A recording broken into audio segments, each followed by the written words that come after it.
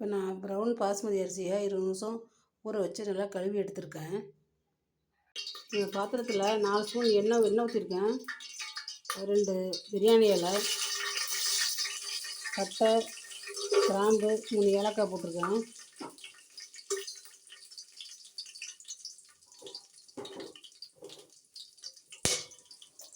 ஒரு 2 வெங்காயம் போடுறாங்க.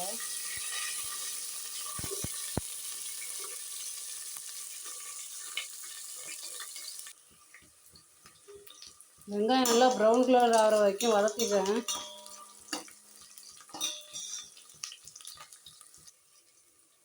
வெங்காயம் நல்லா வதங்கி ப்ரௌன் கலர் ஆகிடுச்சு.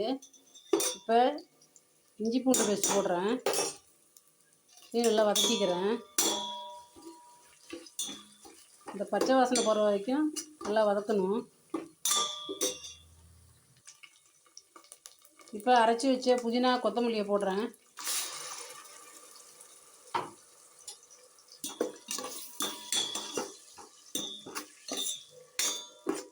நல்லா பச்சை வாசனை போகிற வரைக்கும் நல்லா வதக்கணும்.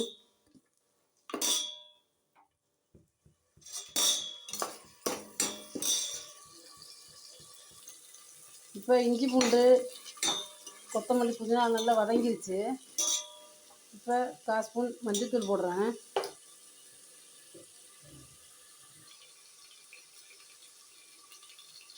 ஒரு ஸ்பூன் மிளகாத்தூள் போடுறேன். தக்காளி போடுறேன். நல்லா வதங்கட்டும்.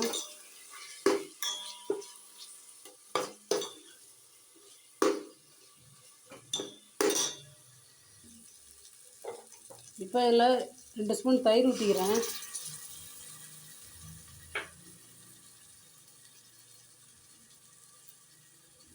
தேவைக்கேற்ப உப்பு போட்டுக்கிறேன்.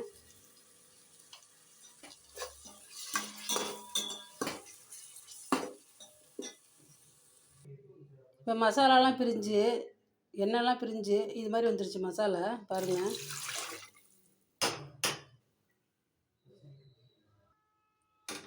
இதில் 2 கப்பு ஊற்றிக்கிறேன், தண்ணி ஊற்றிக்கிறேன். அரிசி இதுதான் எடுத்தேன். 1 கப்பு அரிசிக்கு 2 கப் ஊற்றிக்கிறேன் தண்ணி. இப்போ நல்லா தண்ணி கொதிச்சிருச்சு. இந்த பாஸ்மதி அரிசி போடுறேன்.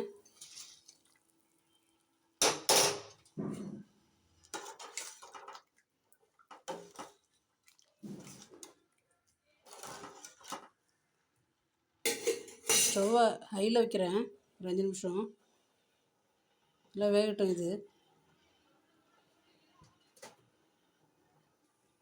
ஸ்டவ்வில் ஹையில் வச்சு மூடி வச்சுருக்கேன், தட்டை போட்டு. அப்படியே வேகட்டும். இது மாதிரி தண்ணியெலாம் சுண்டி அரிசி இது மாதிரி வெந்துருச்சு பாருங்கள். இப்போ ஸ்டவ்வை சிம்மில் வைக்கிறேன்.